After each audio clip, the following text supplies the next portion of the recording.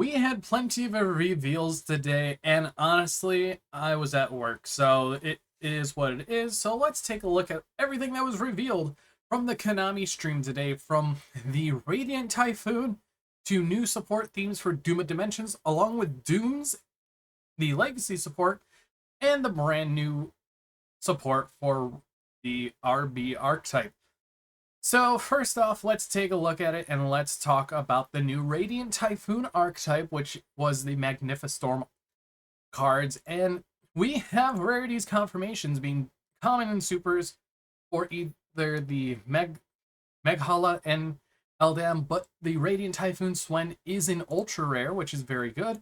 We have Radiant Typhoon Crossy is a secret, along with the Radiant Typhoon Phonics being an ultra, and the middle one being an actual common or super. Then Radiant Typhoon Mandate is a common or super, and we have the regional playmat, which looks absolutely amazing. Next up, we have some reveals. Of course, Dominus Spiral was going to be a secret rare, along with Dogmatica for Fleur-de-Lis the Thunderbolt, and Tri-Brigade Arms Meowser being a Starlight rare, either Ultra or Secret. I think it's going to be Secret rare in my honest opinion. And then we have the Doomsday archetype. We could see that Drostea is a secret, along with the Exceed monster. We have the ultra rare Jupiter, the Power Patron of Destruction ultra rare, as it's a secret rare for the actual promo. We have the Doomsday 0 and Doomsday 5, both secret and an ultra, which is so many secret rares for this deck. That's 3 right there, plus a promo 4. So 4 ultras and 4 secrets, if that. Then we have Doomsday Destruction being a common or a super rare. I'm going to think it's going to be a super rare. Then we have the Legacy anime support. We have DDD Dimensional King Arc Crisis being an ultra rare, which has been following suit with the recent cover cards. And honestly, that is fine. Then we have DDD Sky King Zeus Ragnarok as a secret rare. They really blinged out the cover deck, and that's very insane in my opinion. As I have end on the pause button.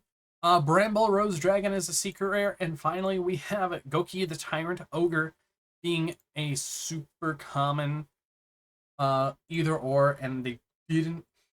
I thought that the new Super X was revealed, but it wasn't. But now let's get into the round 2 for the Revelbot archetype, and I heard a lot of interesting things about these, that they're not really that good. But we have the RB Lambda Cannon and the Lambda Blade, along with the Gotten Pile Bunker. So let's take a look at these and let's talk about them.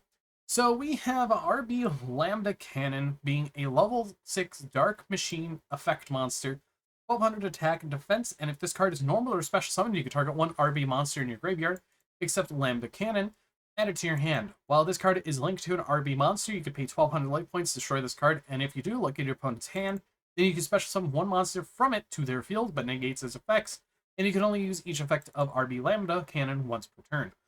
So you get free hand knowledge, and being able to just take a card that's a monster out of the hand is really, really powerful, and honestly, it's good.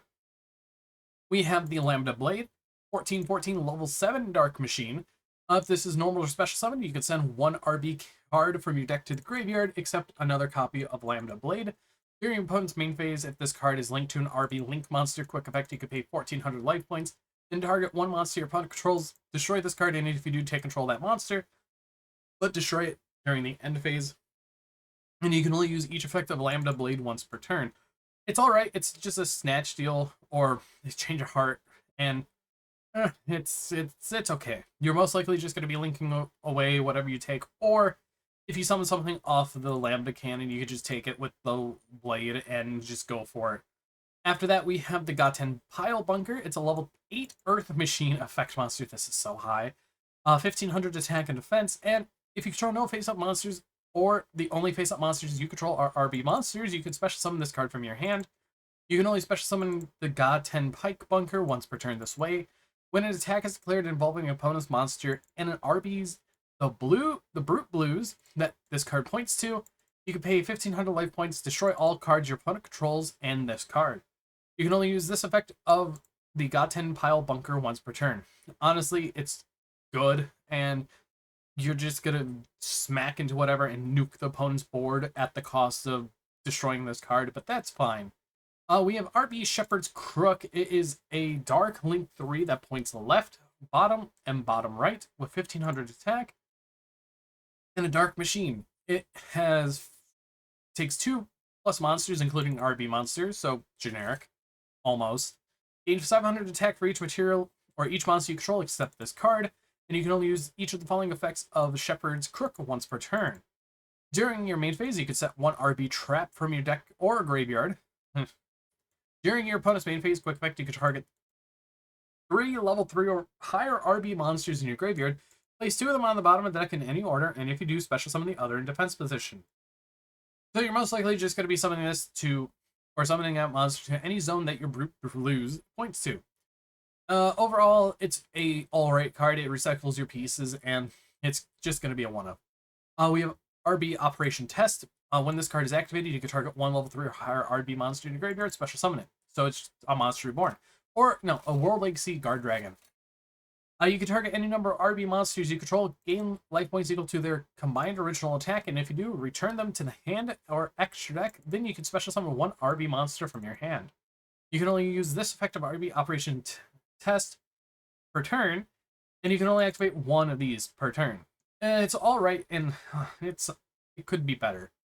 And then we have the 2 traps. We have RB Last Stand, a normal trap card, special summon 1 RB monster from your deck, extra deck, or graveyard with a different name than the cards you control. For the rest of this turn, after this card resolves, you can special summon from.